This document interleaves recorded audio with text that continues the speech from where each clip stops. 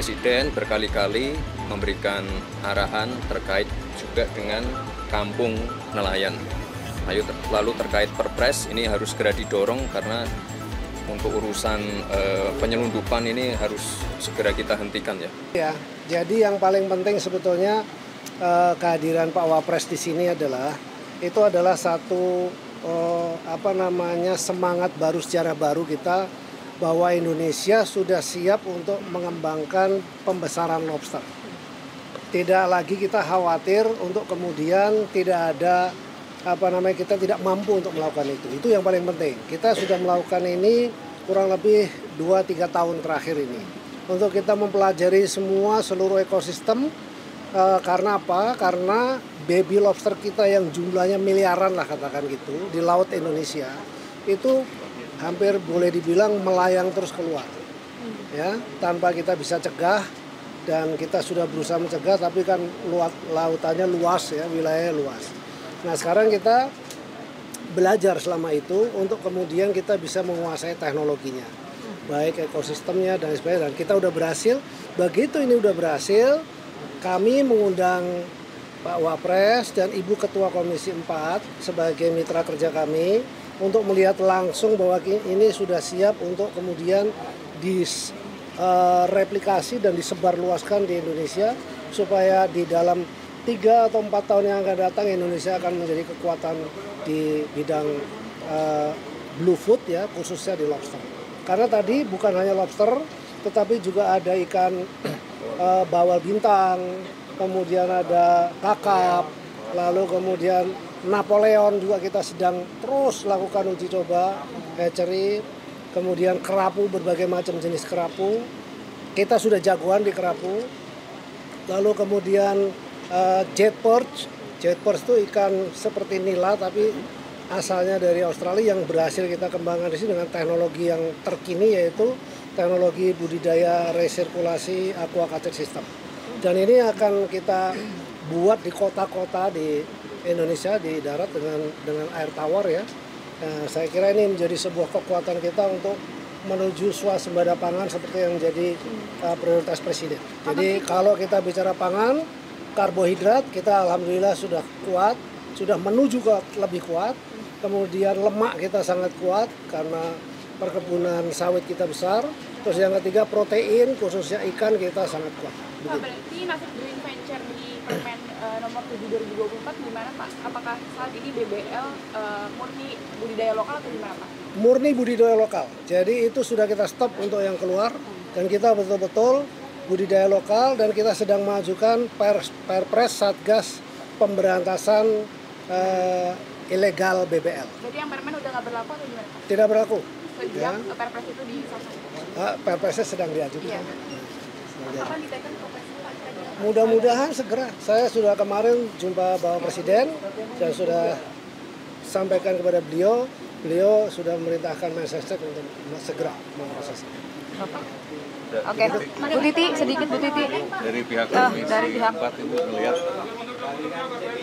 Ya. boleh dibilang ini keberhasilan untuk modeling pembibitan baru ya, berhasil, terutama untuk mencegah soal penyelundupan lobster keluar. Ya, ini kita sekali lagi saya mengapresiasi Kementerian Kelautan Perikanan sudah berhasil untuk mengembangkan teknologi pembesaran lobster maupun ikan-ikan yang mahal-mahal ya ini ya. Jadi ini untuk itu supaya semuanya nanti bisa dibesarkan di Indonesia. Jangan bibit-bibit ini yang kecil-kecil ini diselundupkan atau diekspor ke luar negeri gitu. Nah untuk itu perlu Perpres ini dipercepat ya Pak. Ini ya didorong supaya kami nanti dari DPR juga minta mohon supaya ini dipercepat mengenai Perpres ini. Memberikan tenggat waktu nggak kepada pemerintah untuk mempercepat Perpres ini? Ya secepatnya lah gitu kan, ini untuk kepentingan pemerintah juga ya, kalau ini ya bisa makin cepat makin baik. Oke. Ini untuk Ibu Titi dan juga Mas Gibran, ini kan kalau nggak salah 2 kali kunjungan kerja bersama ya. Yang pertama di Tebu. Panen tebu. Nah mungkin ada makna khusus nggak sih kenapa bisa? bareng 2 kali lah ya. Sepakat turun lapangan bareng lagi, Turun lagi. bajunya juga agak mirip. Iya, bajunya mirip. Warnanya. Warnanya nih, lapangan aja nih. Warnanya. Bajunya sama. Ya alhamdulillah kita bisa kerja bareng, kan harus DPR sama pemerintah harus saling mendukung. Jadi ini kita akan menunjukkan pada masyarakat kita saling mendukung kerjasama antara DPR dan pemerintah. Oke.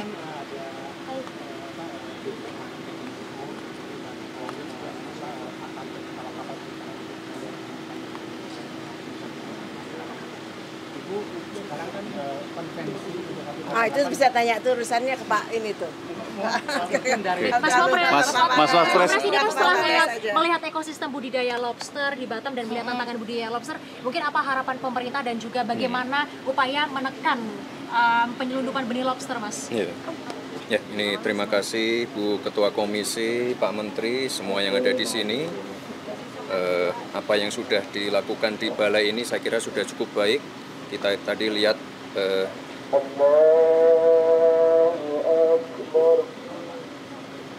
sudah dipresentasikan benih-benihnya, tadi survival rate-nya bisa mencapai 80%.